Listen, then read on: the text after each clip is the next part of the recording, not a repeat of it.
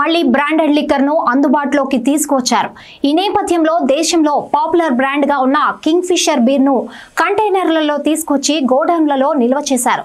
త్వరలోనే రాష్ట్ర వ్యాప్తంగా బ్రాండెడ్ మద్యం విక్రయాలు ప్రారంభం కాబోతున్నాయి. రాష్ట్రంలో లిక్కర్ పాలసీపై చంద్రబాబు బాధ్యతలు చేపట్టాక రివ్యూ చేసే అవకాశాలున్నాయి. జగన్ అధికారంలోకి వచ్చిన వెంటనే ప్రైవేటు మద్యం దుకాణాలను రద్దు చేసి ప్రభుత్వమే సొంతంగా మద్యం దుకాణాలు ఏర్పాటు చేసింది. బ్రాండెడ్ మద్యం నిలిపివేసి స్థానికంగా గుర్తింపు లేని మద్యాన్ని ప్రభుత్వ దుకాణాల ద్వారా విక్రయించింది. ఇది పెద్ద స్కామ్ అంటూ టీడీపీ ఆది నుండి ఆరోపిస్తోంది.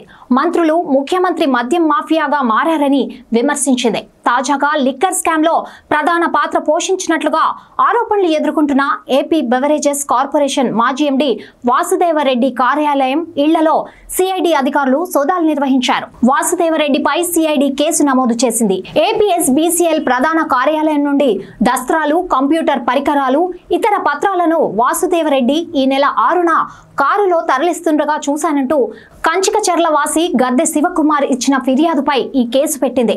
విలువైన ఆధారాలు, వస్తువుల ధ్వంసం, చోరీ, నేరపూరిత కుట్ర తదితర అభియోగాలపై ఐపీసీ 427, 379, రెడ్విట్ 120B సెక్షన్ల కింద కేసు పెట్టింది. గత గురువారం రాత్రి ఈ కేసు నమోదు కాగా శుక్రవారం ఉదయమే విజయవాడ నుండి సిఐడి బృందాలు హైదరాబాద్ లోని వాసుదేవరెడ్డి నివాసానికి వెళ్లి రోజంతా సోదాలు చేశారు. వైసీపీ హయాంలో ప్రభుత్వ పెద్దలు, వైసీపీ నాయకులు, వారి సన్నిహితులు కలిసి మద్యం తయారీ, కొనుగోలు, సరఫరా, విక్రయాలన్నీ గుత్తాధిపత్యంలో ఉంచుకుని భారీ ఎత్తున దోచుకున్నారనే ఆరోపణలు ఉన్నాయి. రాష్ట్రంలో అధికార మార్పిడి జరుగుతున్న తరుణంలో ఆ దోపిడీ కుంభకోణానికి సంబంధించిన కీలక ఆధారాల్ని, పత్రాల్ని, హార్డ్ డిస్క్లను మాయం చేసేందుకు వాసుదేవరెడ్డి ప్రయత్నాలు చేసినట్లు సిఐడి గుర్తించింది.